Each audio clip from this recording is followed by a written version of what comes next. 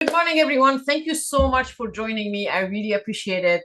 So this is the Pressure Room, and it's a pilot program that I started because from every day, I hear leaders say that there are so many things going on behind the scenes, and not necessarily that they can share it with everyone, but the pressure has been a lot on them. So I decided to do the Pressure Room that is going to be a monthly meeting. It's free. I don't sell anything. I'm trying to put this as a safe workspace or a safe discussion room for leaders where we can go and exchange ideas, and maybe it can grow up to a brain master group between us, to exchange ideas and see what we can do. This is actually today was about why do we say yes when every part of you means no. And I'm sure that most of us have been in that situation where we are asked something and we are ready to say, I don't have the time, but we say yes. So I want you to start thinking about the last time you heard your own voice say yes, before the request even finished landing. Maybe it was a meeting that didn't need you there. Maybe it was a board function. Maybe it was a project that suddenly needed your name to be there. Maybe it was a favor that will cost you a weekend. Your calendar was full and you knew that you should not be saying yes, but yes came out anyhow.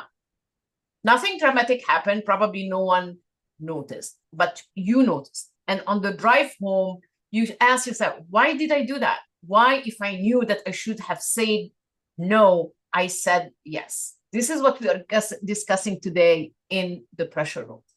So when we say yes, as you know, my name is Sahar Andrade. I am a psychiatrist that is non-practicing, but I use a lot of neuroscience in whatever I do. And lately, I have been seeing more need for neuroscience of pressure for leaders, because they don't come out and tell you, I'm overwhelmed, I'm exhausted.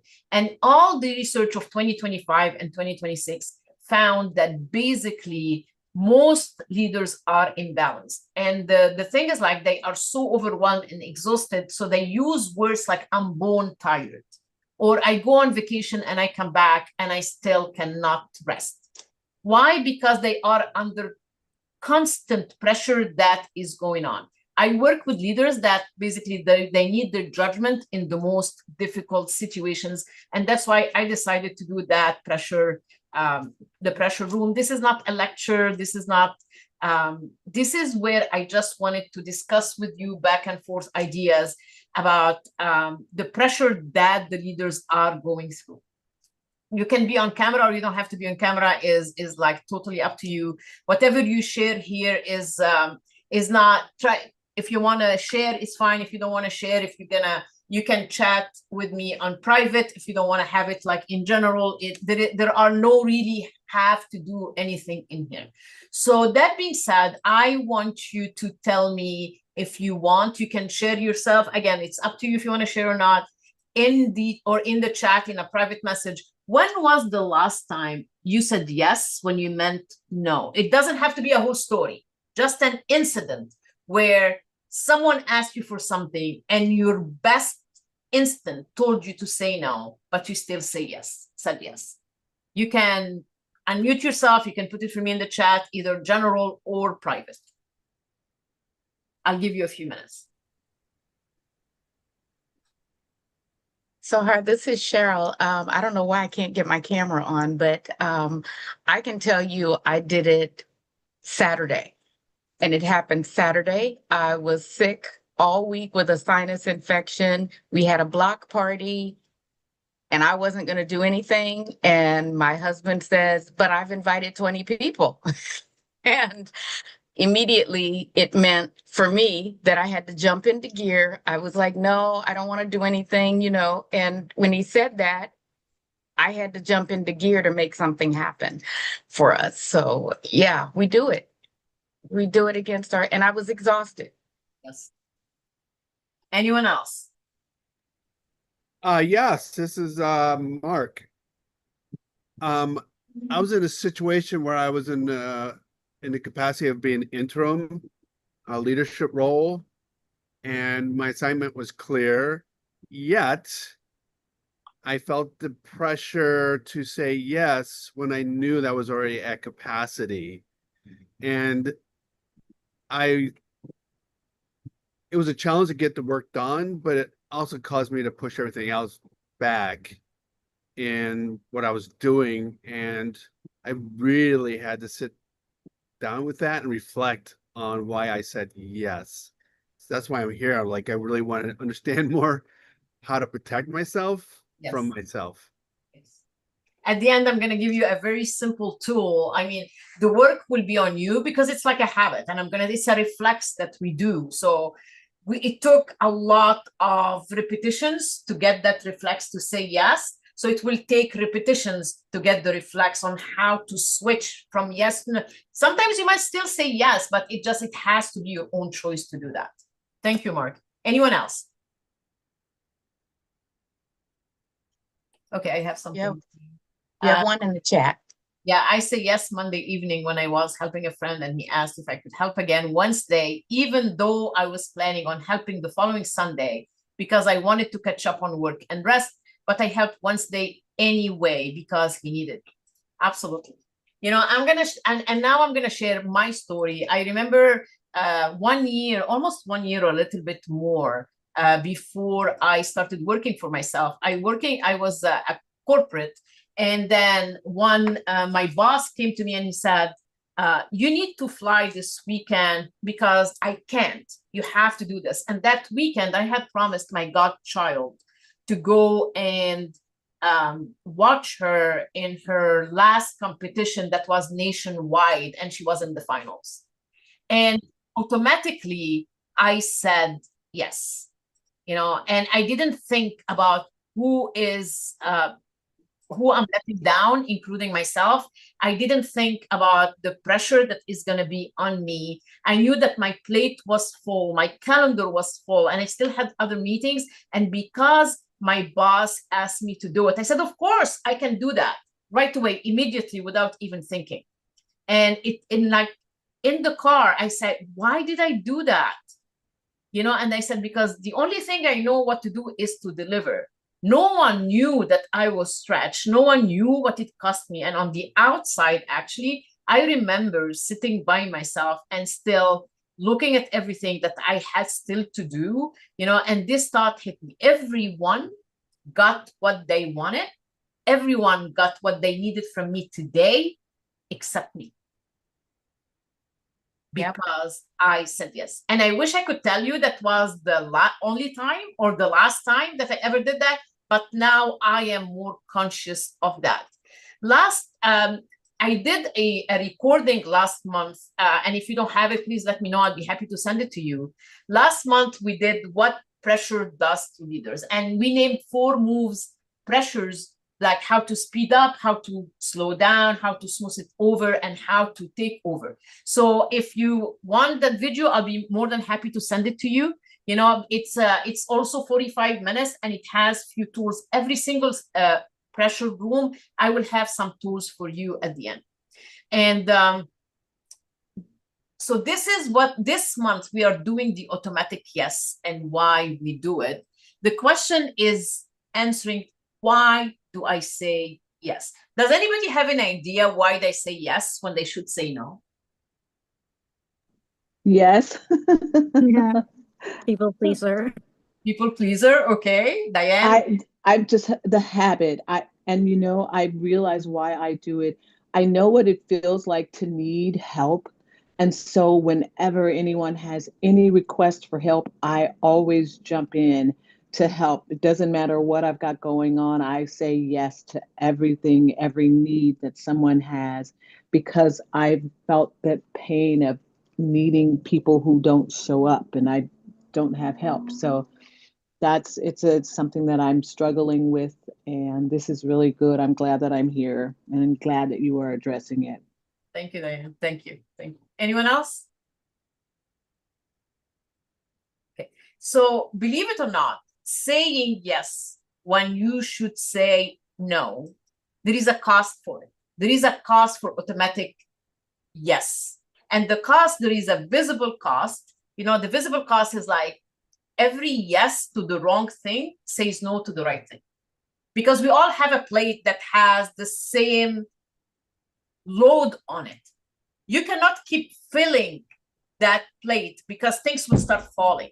And when you usually what falls from the edge is what you need to do for yourself, for your career, for your home, for your family, whatever it is. That's the visible cost, that you have to postpone or cancel something that is important to you. Then there is the quiet cost. The quiet cost is that the room you are in learns to depend on you. Because guess what? Every hand that goes up gets pulled from the water. So now the hands stop trying to swim. You're actually enabling them just to reach for you so you can give them what they need, and now they stop learning. So your automatic yes might be teaching other dependence on you.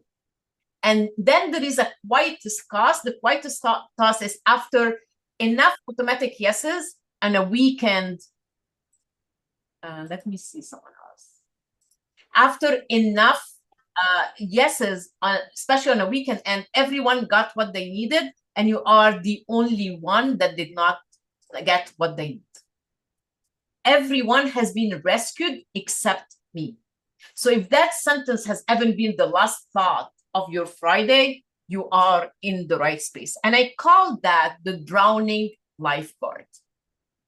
Okay, lifeguards are supposed to help us, get out of the water or to save our life when we are drowning.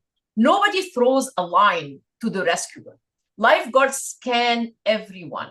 Nobody watches the lifeguard though, because they assume that they know what they are doing. And we do as a lifeguard.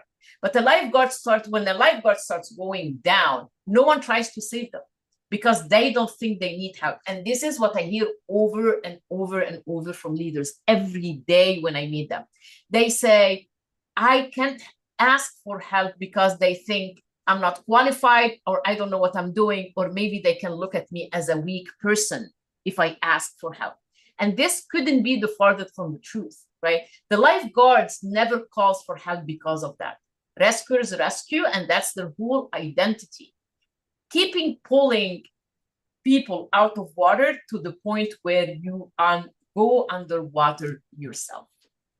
Even to the point where some of the leaders that I see tell me that I am so depleted by all the yeses that I say that at the end of the day, deciding what to have for dinner is actually a chore. Taking that simple decision of what to eat for dinner is a chore. Or I am so overwhelmed that I don't know when to stop anymore. That people say that I'm just doing more and more admin, that I don't even get to do what I have to do. So one thing that they are trying leaders to do is to hold themselves above water. And remember that expression, above water, because we're going to keep coming back to it. Here is what I noticed also.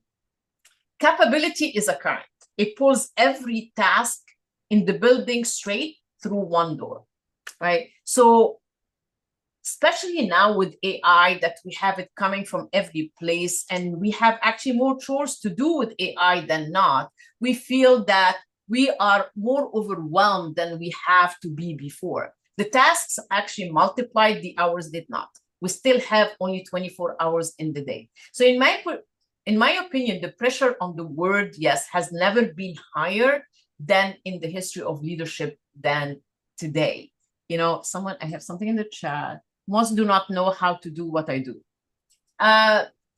Yes, and that's why we need to make sure that we don't always say yes to take over, but we spend some time to train others on what to do, or coach others what to do like we do. This is where delegation comes in, because if it's easier for them to ask for help, they will never get that space to learn. There are, of course, skills that we do that no one else will, but at least the simplest thing that we can delegate, we can coach them to do that. The room, and the thing is, like, whenever we keep saying yes, guess what? The room will keep sending swimmers to us. Everyone gets rescued but me. Before anyone puts themselves in a box and think that the lifeguard is actually a personality type, it's not a category of a person. It's a pattern under pressure. And every leader I have ever worked with somewhere says that yes when they mean no. So it's not something that is rare. Only the routes differ. Pulling people out of the water while going underwater themselves, even with the whistle still around their neck. So I want to ask you this. Why do you think we say yes? Why do we rescue everybody except ourselves? It doesn't lead to mission creep in the nonprofit because we keep saying yes, especially when money is involved. Yes. Why do we think we say yes? What do you think your reason why you always jump to yes when you need to say no? Because we need to go into the anatomy and physiology of it so we can understand it.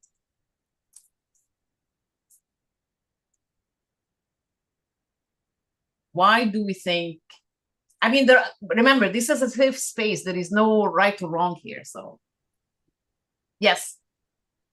What enters my mind is what I've been reading up on is, and it sort of aligns with my experience, is if you grew up in a kind of a situation where yes was not, like no was not approved, you couldn't say no, you didn't feel safe enough to say no, so you always say yes because for somehow you don't want to be left out, you don't want to get in trouble, and that puts people like me into the nonprofit world. And as we rise up into leadership is because we had a reputation of always saying yes.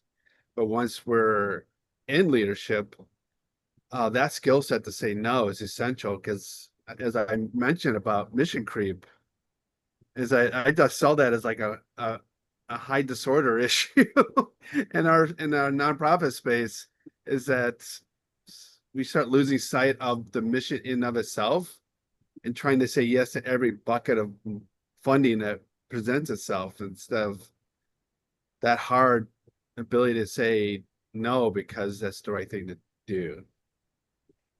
Because you're trying to please everybody. Exactly. At your own expense. Yes. At your own expense, right? We get hired to be in that position because we should have an idea what we're doing. Yes. Yes. And the thing is, like, even in like my personal life, I had to learn to say when I say no, no is a full sentence. You know, but Yes. the thing, Mhm. no is a full sentence. But the thing is, like, in work, if we are leaders, we cannot just say no and move on. You know what I mean? This is the other thing. You know, we cannot just say no and move on. So why do we say yes to everything? Why do we rescue everybody except us? One, because we say yes to protect the relationship. You know, like Mark said, we grew up like saying yes to everything, you know, and no was not acceptable. So now we say yes to protect that relationship. We also say yes to protect our image, because if we don't say yes, maybe feel that people will feel we are less committed, that we don't want to help.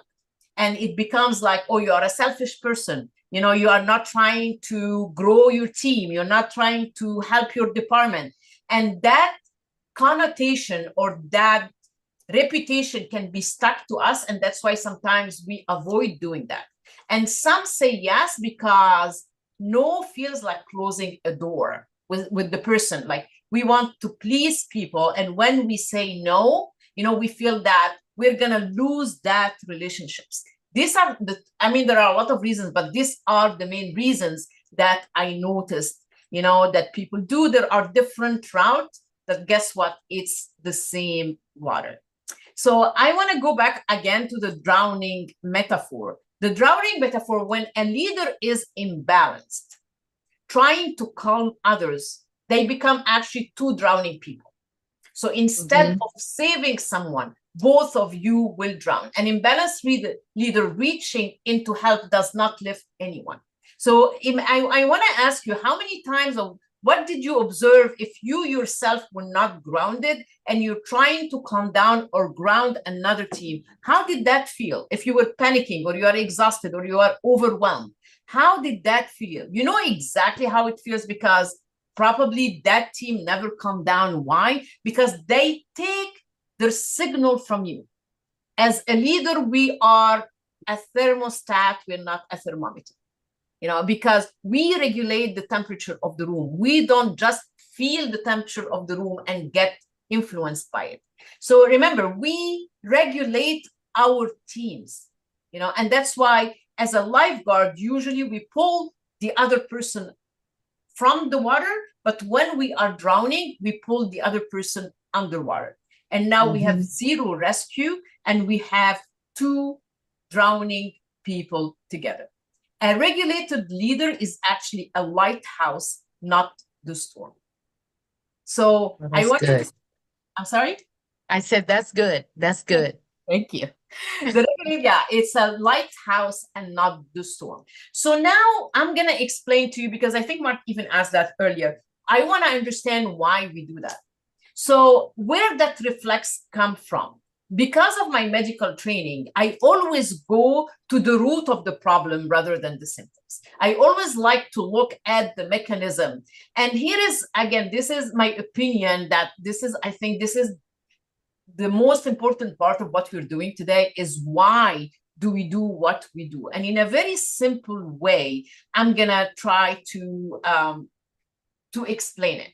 Because when we are asked to do something, there is a pressure and a stress that come put on us, because our brain survival mechanism always try to protect us from danger. So whenever asks us for something, our brain actually translates it as if a threat. And what happened is that we do a very fast social calculation. It's before we have two systems in our brain, a slow one and a fast one. The slow one always is in the background. The fast one most of the time wins, because this is our survival mechanism. It's a little gland called amygdala, and it gets into threat. And that's why the response comes first, is to protect us. And because we think that it might end the relationship, that it might close the door, that our image can get looked at in a different way, we always jump to yes. And that's why we do that social calculation. Is will saying no create disappointment? Will it cause a conflict? Will it create a distance? Would I look less committed? That calculation can happen before you even fully weigh the cost of saying yes. Neuroscience call this actually the engine, like a threat response that we have. And by the way, this is common for everybody. Why? Because the brain reads it and reacts within milliseconds. This is not a discipline problem. It's a speed problem. Repetition builds the pattern, but guess what? Repetition is how it moves forward. Most leaders read a regretted yes as a discipline problem, but again, it's not a discipline problem because it's not a deliberate one. And now, again, remember, reflex was built by repetitions, and repetition can also build a different response to it. So I'm going to give you some tools now, and it's called the 90-second response and 3 questions. Think of the last yes that you regretted, okay? And what we're going to do whenever you get into a situation where you have to do a yes or a no. So what I'm going to give you today is, believe it or not, a 90 seconds refrain. Okay. And so the thing is, whenever you get hit with a request, okay, I want you to go back to a position or a situation where you said yes, and ask yourself this question: what happened 2 seconds before it happened? Okay. Then what did others see, and what was I protected? What was I protected? The third question is one of the most important questions. Were you protecting someone from a discomfort of hearing your no? Or were you choosing to carry the discomfort instead? And if you had asked yourself, how many times have you done that and called yourself that you are a dependable person? Why did you do it? Did you do it because you know people depend on you and you don't want to let anybody down? But really think about it. You're letting only one person down, and it's you. And remember, we cannot help others if we are not grounded. Yep. We cannot give what we don't have. And we cannot run on empty either. And we are doing all those things. We're running on empty, you know, we're giving stuff that we don't have. And at the end, that's why people say, I'm bone tired. This is a new expression that I had never heard before. I'm bone tired. These three questions, the minute, but it has to be repetition. It has to become a habit. And this is the hard work, because any new habit takes like 6 to 8 weeks to become automatic. Whatever you reflex to say yes was built over years. So it has to be intentional. And I'm going to give you a process on how to do it. These three questions actually slow the automatic response and surface what the fast system conceals. 90 seconds is enough to change your answer. So how do we do that?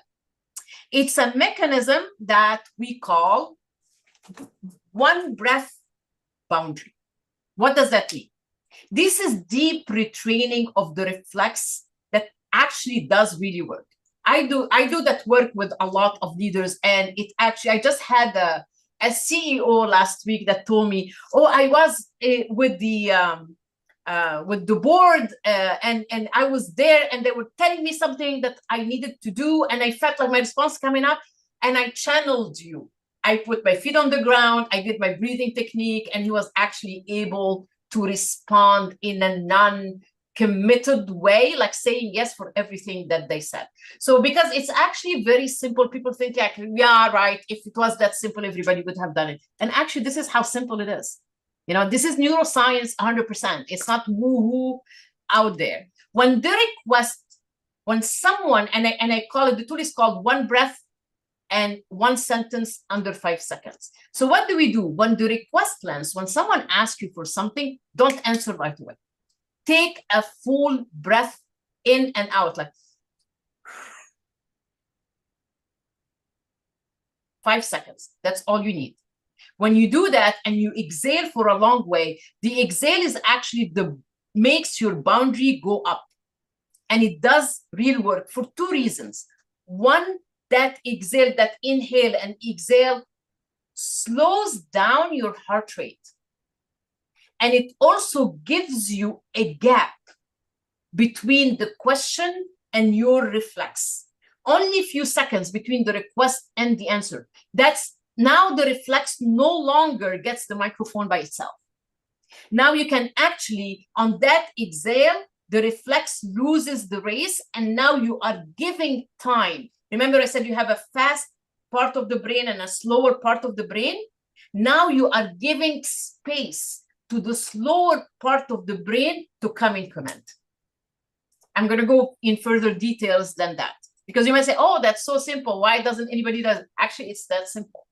So the one breath boundary is one breath, one sentence, like I said, under 5 seconds. What I can hand you today, complete and free, is this gap.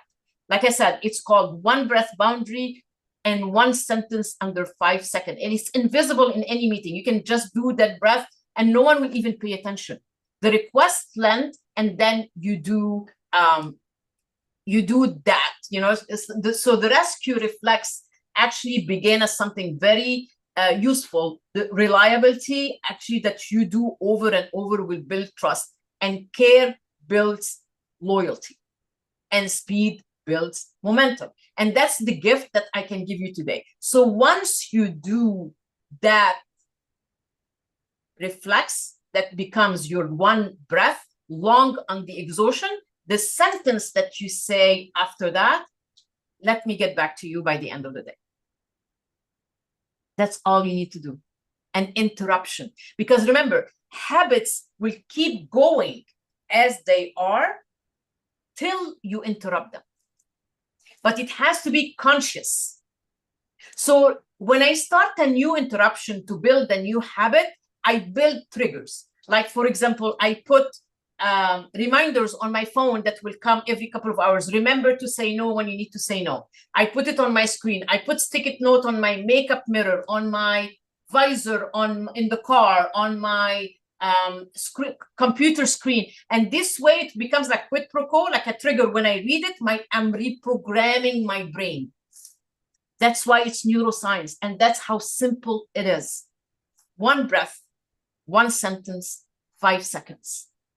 So the breath is, it levers your stress response, and you are giving, why does that happen? And I'm going to explain to you why it actually happens. Now you become, because we have been the lifeguard that forgot to look at our level of water, and we are flying on empty. So why do we do that? So we need someone, like if someone, the next time someone comes to you and tells you, we need someone to own this by Monday, can I count on you? So if you are in a leadership team and a senior voice come and say, can I count on you for this on Monday? The first internal reaction for you to be like almost say yes, because this is the reflex that we learned what to say. So let's run this tool together now. Like a request has been made, so, okay, I know that the 3 questions, right? I know that a request has been made. I assume that if I hesitate, it's going to cost me some positioning with the people around me, but it's an assumption. It's not the reality. And number 3, what does the room needs next from me? And it needs a real answer. It doesn't need a fast one. Okay, so what do? We take a full breath, and then let me get back to you by the end of the day, because I want to give you a real answer. Look, no one collapsed. No one is going to die. We are not neurosurgeons. No one is going to die if someone is waiting for an answer for a couple of hours. But this is a reflex. The reflex is a yes. And you can, at the end of the day, choose yes if your calendar allows you to do it. But it's going to feel different. And this is why we do that exercise. Okay, so I'm going to ask you to do that. And let me explain why. When we are under threat and we do that social categorization, are they going to stop liking me? I'm going to lose the respect. They're going to see I'm less committed. This is a threat. And our brain is on alarm setting, right? I need to protect myself. I need to protect myself. And that's why we go into like, yes.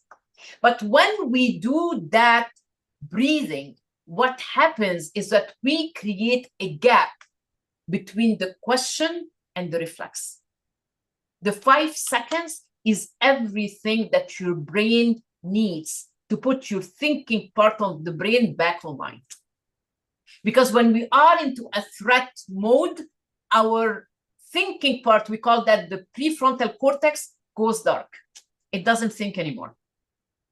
So when you do that breath, you are giving a gap between the request and your reflex. So your thinking part of the brain comes online.